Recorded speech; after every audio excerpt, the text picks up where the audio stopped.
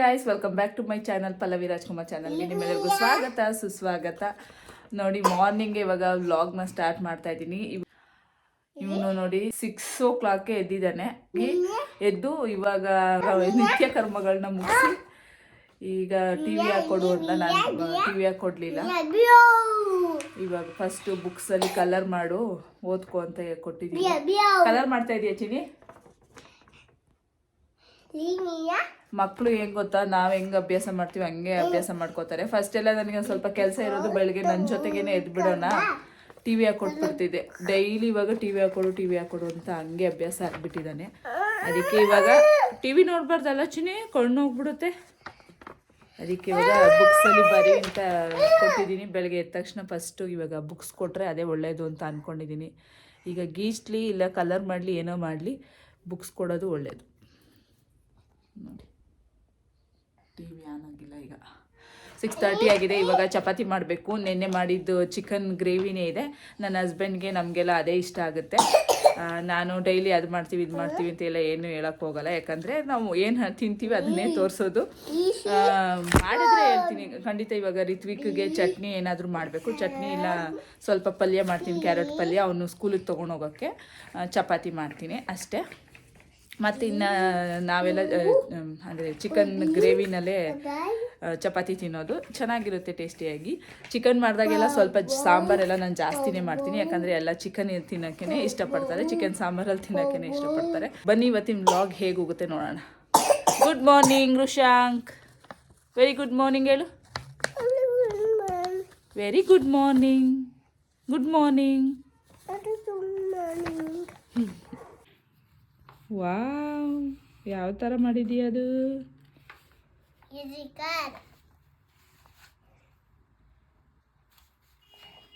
Okay ಮಾಡು. Okay, ನಾನು ತಿಂಡಿ ಮಾಡ್ತೀನಿ ಡ್ಯಾಡಿಗೆ ಅಣ್ಣಂಗೆ ಸ್ಕೂಲಿಗೆ ಕಳ್ಸೋಕ್ಕೆ. ಓಕೆನಾ?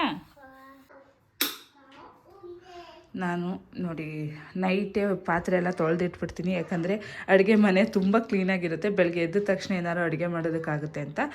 ಈಗ ಸ್ವಲ್ಪ ಇಲ್ಲಿ ಹಾಲಿದೆ, ಹಾಲು ಕಾಯಕ್ಕಿಡಬೇಕು, ಅವನಿಗೆ ಕೊಡಬೇಕು. ಮತ್ತು ಚಿಕನ್ ಸಾಂಬಾರಿದೆ. ಸ್ವಲ್ಪ ಜೀರಾ ರೈಸ್ ಉಳ್ಕೊಂಡಿತ್ತು, ಅದನ್ನು ಹಂಗೆ ಎತ್ತಿಟ್ಟಿದ್ದೀನಿ. ಎಲ್ಲ ಪಾತ್ರೆಯನ್ನು ತೊಳೆದಿಟ್ಬಿಟ್ಟಿದ್ದೀನಿ. ಮತ್ತು ಇವಾಗ ನಾನು ಚಪಾತಿನ ಮಾಡಬೇಕು. ನೋಡಿ ಅಡುಗೆ ಮನೆ ಎಷ್ಟು ನೀಟಾಗಿದೆ ಅಂತ. ಹೀಗಿದ್ದರೆ ಬಂದ ತಕ್ಷಣ ಅಡುಗೆ ಮನೆಯಲ್ಲಿ ಕೆಲಸ ಸ್ಟಾರ್ಟ್ ಮಾಡೋಕ್ಕೆ ಬೆಳಗ್ಗೆ ಟೈಮು ಚೆನ್ನಾಗಿರುತ್ತೆ. ಓಕೆ, ಇವಾಗ ಚಪಾತಿಗೆ ಮತ್ತು ಸ್ವಲ್ಪ ಕ್ಯಾರೆಟ್ ತೊಗೊಳ್ಳೋಣ. ಫ್ರಿಜ್ಜಲ್ಲಿ ಕವರಲ್ಲೇ ಇಟ್ಟಿರ್ತೀನಿ. ಕ್ಯಾರೆಟು 1-2 ಕ್ಯಾರೆಟ್ ಕುಯ್ದುಬಿಟ್ಟು ಇವಾಗ ಪಲ್ಯ ಮಾಡ್ತೀನಿ, ಚಪಾತಿ ಮಾಡ್ತೀನಿ. ಮತ್ತೆ ಸಿಗ್ತೀನಿ ನಿಮಗೆ. ಸ್ವಲ್ಪ ಇವಾಗ ಬಿಸಿನೀರು ಕುಡಿಯೋಣ. ಫುಲ್ ಕತ್ಲೆ ಇದೆ ನೋಡಿ, ಹೊರಗಡೆ ಎಲ್ಲ ಫುಲ್ಲು ಕತ್ಲೆ ಇದೆ. ಇನ್ನು 7 ಗಂಟೆ ಆಗಿದೆ. ಫುಲ್ ಕತ್ಲೆ ಇದೆ ನೋಡಿ ಹೊರಗಡೆ. ಇನ್ನು ಸ್ನೋಫಾಲ್ ಕಮ್ಮಿ ಇದೆ ಅನಿಸುತ್ತೆ ಇವತ್ತು. ಪರವಾಗಿಲ್ಲ, ಸ್ನೋ ಕಮ್ಮಿ ಇದೆ ಇವತ್ತು.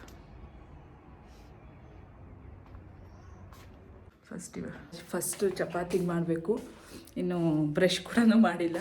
First breakfast ಮಾಡ್ಬಿಡೋಣ. ಲೇಟಾಗಿದ್ದೆ, ಹೆಂಗೂ ಬೇಗ ಎದ್ದೋಳೋಣ ಅನ್ಕೋತೀನಿ. ಒಂದು 6 o'clock ಎದ್ಬಿಟ್ರೆ ಬೇಗ ಮಾಡಿಬಿಡ್ಬೋದು. ಆದರೆ 6:30 ಎದ್ದಿದ್ದೀನಿ. ಇವಾಗ ಅರ್ಧ ಗಂಟೆ ಲೇಟಾಗಿದೆ. ಬೇಗ ಚಪಾತಿ ಮತ್ತು ಪಲ್ಯ ಮಾಡಬೇಕು. ಬನ್ನಿ ಫಸ್ಟು ಚಪಾತಿ ಪಲ್ಯ ಮಾಡಿಬಿಡೋಣ. ನೋಡಿ, ಅವನೇ ಉಪ್ಪು ಹಾಕೋತಾನಂತೆ. ಆರೆಂಜ್ ಕೊಡು ಅಂತ ಆರೆಂಜ್ ತಿಂತಾ ಇದ್ದಾನೆ. ಏನದು ಸಾಕು. ಉಪ್ಪು ಹಾಕೋಬಾರ್ದು ಅಷ್ಟೊಂದು. ಉಪ್ಪಷ್ಟು ಹಾಕ್ಬಾರ್ದು, ಜಾಸ್ತಿ ಹಾಕೋಗುತ್ತೆ. ತಿನ್ನಬಾರ್ದು. ಅಲ್ಲೋಡೋದು ಉಪ್ಪು ಎಷ್ಟು ಬಿದ್ದಿದೆ ಅಂತ ತಿನ್ನೋಕ್ಕಾಗಲ್ಲ ಮಗನೇ.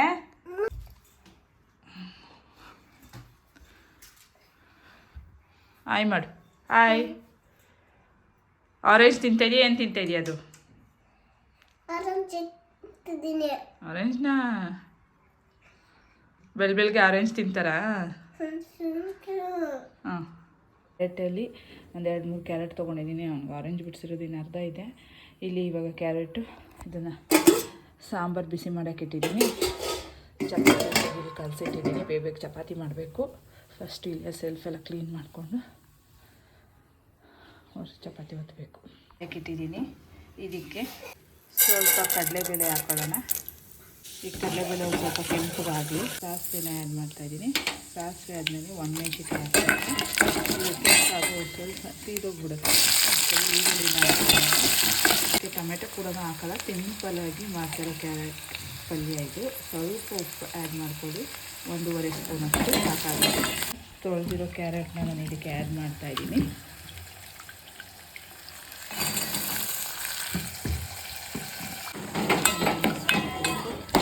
ಖಾರದ ಪುಡಿನ ಆ್ಯಡ್ ಮಾಡ್ಕೊತಾಯಿದ್ದೀನಿ. ಒಂದು ಅರ್ಧ ಸ್ಪೂನಷ್ಟು ಸಾಕಾಗ್ಬೋದು, ಅರ್ಧನೂ ಬೇಕಾಗಲ್ಲ, ಸ್ವಲ್ಪ ರುಚಿಗೆ ತಕ್ಕಷ್ಟು ಅಷ್ಟೇ, ಜಾಸ್ತಿ ಏನು ಬೇಕಾಗಲ್ಲ.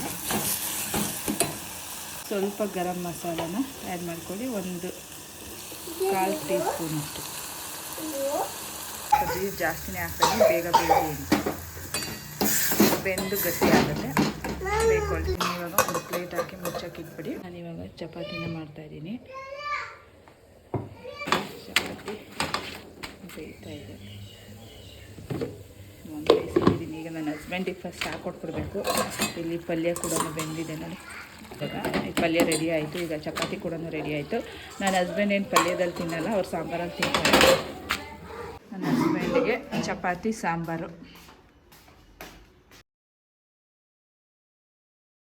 ಚಪಾತಿನ ಲಂಚ್ ಬಾಕ್ಸ್ಗೆ ಹಾಕ್ತಾಯಿದ್ದೀನಿ.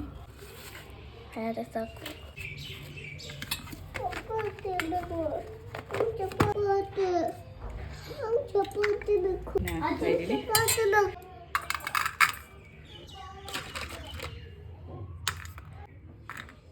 ಲಂಚ್ ಬಾಕ್ಸ್ಗೆ ಚಪಾತಿ, ಕ್ಯಾರೆಟ್ ಪಲ್ಯ ಮತ್ತು ಡ್ರೈ ಫ್ರೂಟ್ಸ್. ಈಗ ನೋಡಿ ಈ ಥರ ಬ್ಯಾಗ್ ಇದೆ. ಇದು ರಿತ್ವಿಕ್ಗೆ ಗಿಫ್ಟ್ ಬಂದಿದ್ದು.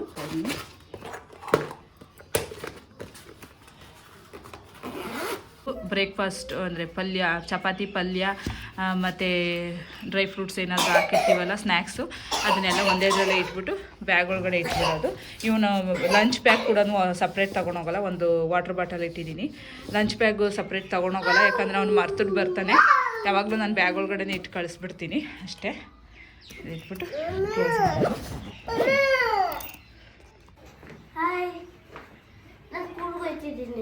ಬಾಯ್ ಬಾಯ್.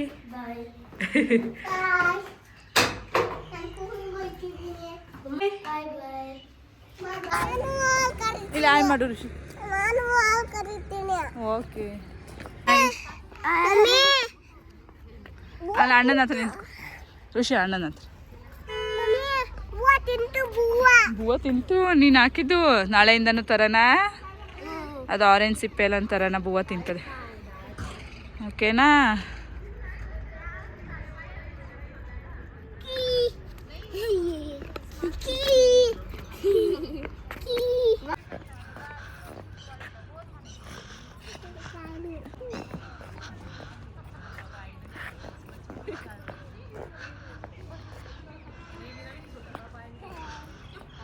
ಅಷ್ಟೊಂದು ಸ್ನೋ ಫಾಲ್ಸ್ ಇಲ್ಲ ನೋಡಿ. ಸ್ನೋ ಫಾಲ್ಸ್ ಇಲ್ಲ ಇವತ್ತು.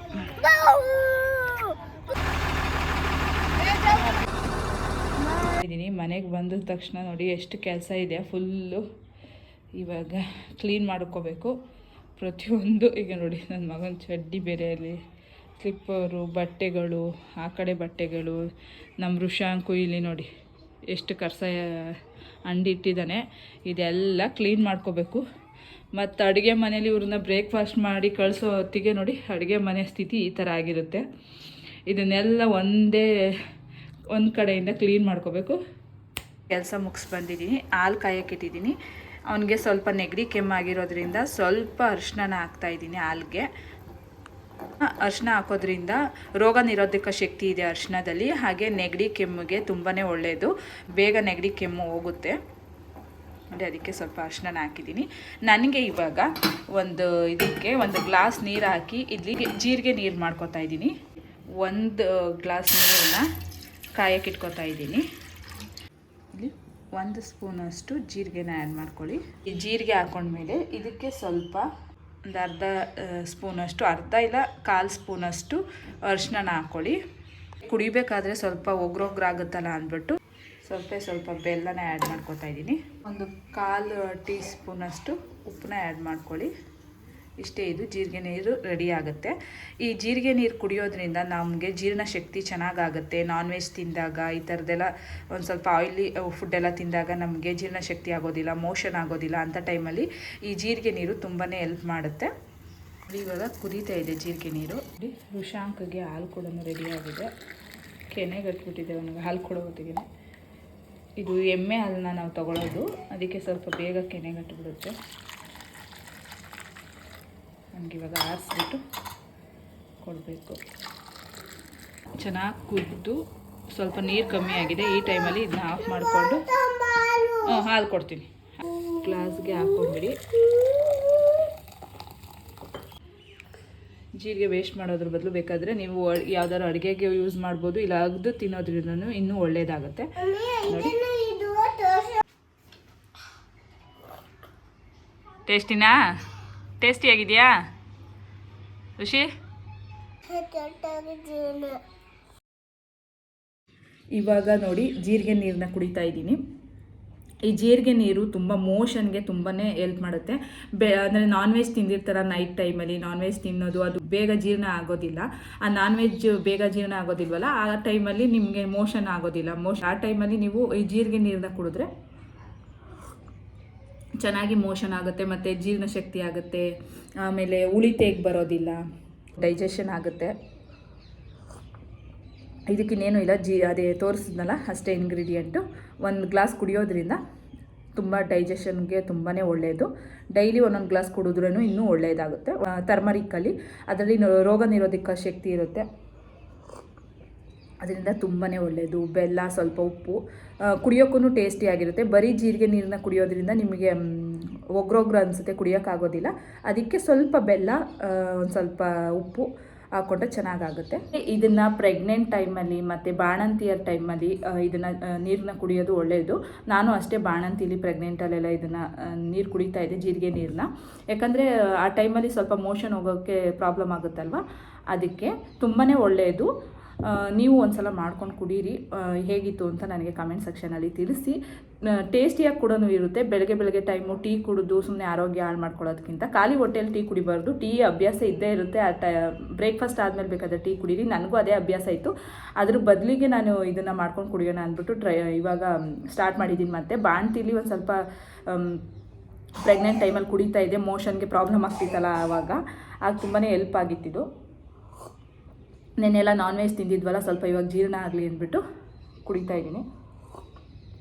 ಇದನ್ನು ನೀವು ಒಂದ್ಸಲ ಟ್ರೈ ಮಾಡಿ. ನಿಜವಾಗ್ಲೂ ತುಂಬ ಆರೋಗ್ಯಕ್ಕೆ ತುಂಬಾ ಒಳ್ಳೆಯದು. ನಾನು ಹಾಲು ಕುಡಿಯೋದ್ರೊಳಗೆ ನಾನು ಎಲ್ಲ ಆಟ ಸಾಮಾನುಗಳನ್ನ ಎತ್ ಮಾಡುತ್ತೀನಿ. ನಾನು ಅದನ್ನು ಆಟ ಸಾಮಾನುಗಳು ಓಕೆ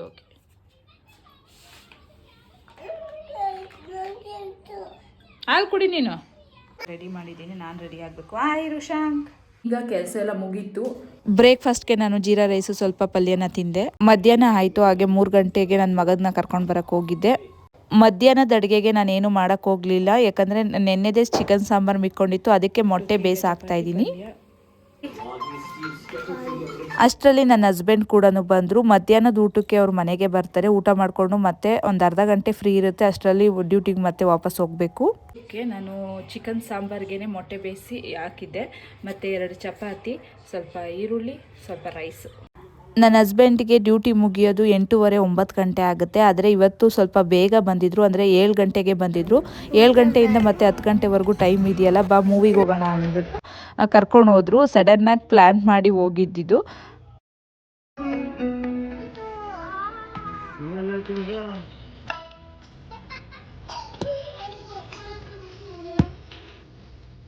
ಇಲ್ಲ ಪೂರ ತಿಂತೀನಿ.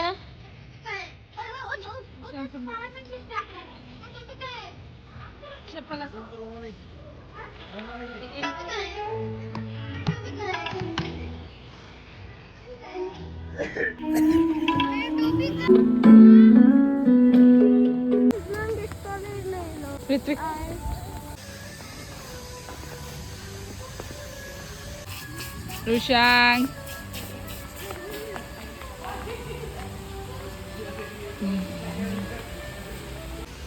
ಕೂತ್ಕೋಚಿನಿ.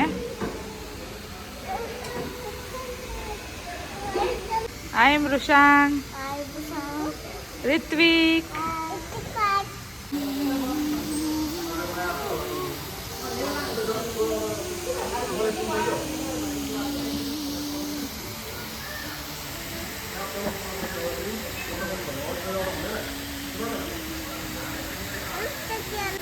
ಹಾಯ್ ಋಷಿ.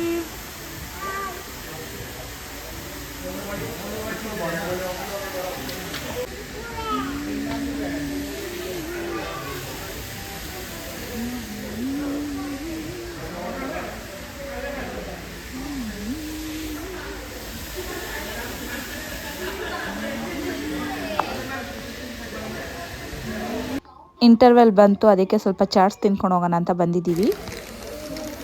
ನಮ್ಮ ಋಷಾಂಕ್ ನೋಡಿ ಮೊಮೋಸ್ ತಿಂತಾ ಇದ್ದಾನೆ.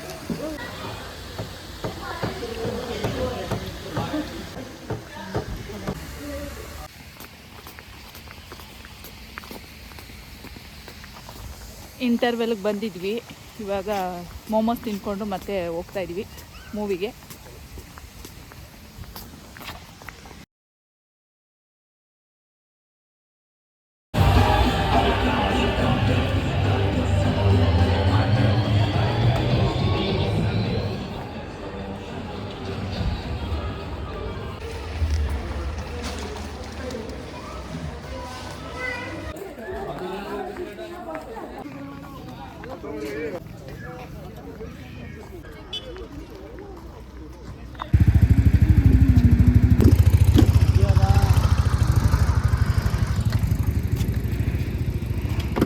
ಮೂವಿ ನೋಡ್ಕೊಂಡು ಬಂದ್ವಿ.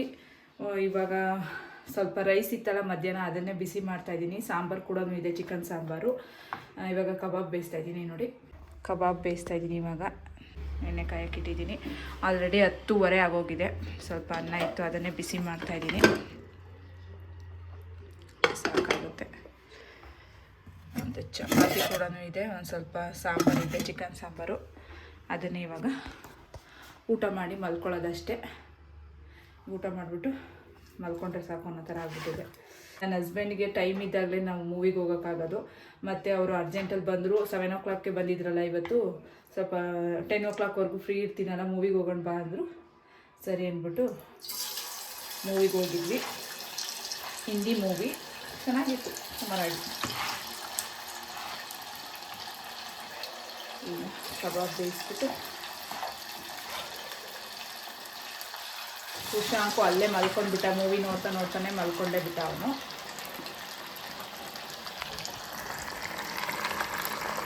ಇವಾಗ ರಿತ್ವಿಕ್ಕು ಊಟ ಕೊಡಬೇಕು, ಅವನು ಮಲ್ಕೋತಾ ಇದ್ದಾನೆ. ಸ್ವಲ್ಪ ಊಟ ಕೊಟ್ಬಿಟ್ಟು ನಾವು ಊಟ ಮಾಡಿ ಮಲ್ಕೊಳ್ಳೋದಷ್ಟೇ. ಮೂವಿ ಸುಮಾರಾಗಿತ್ತು, ಚೆನ್ನಾಗಿತ್ತು, ಪರವಾಗಿಲ್ಲ.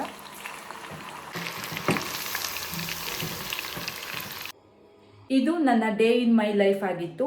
ಈ ವ್ಲಾಗ್ ನಿಮ್ಗೆಲ್ಲರಿಗೂ ಇಷ್ಟ ಆಗಿದೆ ಅನ್ಕೋತೀನಿ. ಈ ವ್ಲಾಗ್ನ ನಾನು ಇಲ್ಲಿಗೆ ಎಂಡ್ ಮಾಡ್ತಾ ಇದ್ದೀನಿ. ಈ ವ್ಲಾಗ್ ಇಷ್ಟ ಆಗಿದ್ರೆ ಲೈಕ್ ಮಾಡಿ, ಶೇರ್ ಮಾಡಿ, ಕಮೆಂಟ್ ಮಾಡಿ, ಸಬ್ಸ್ಕ್ರೈಬ್ ಆಗಿ ನನ್ನ ಚಾನಲ್ಗೆ. Thank you for watching. Love you all.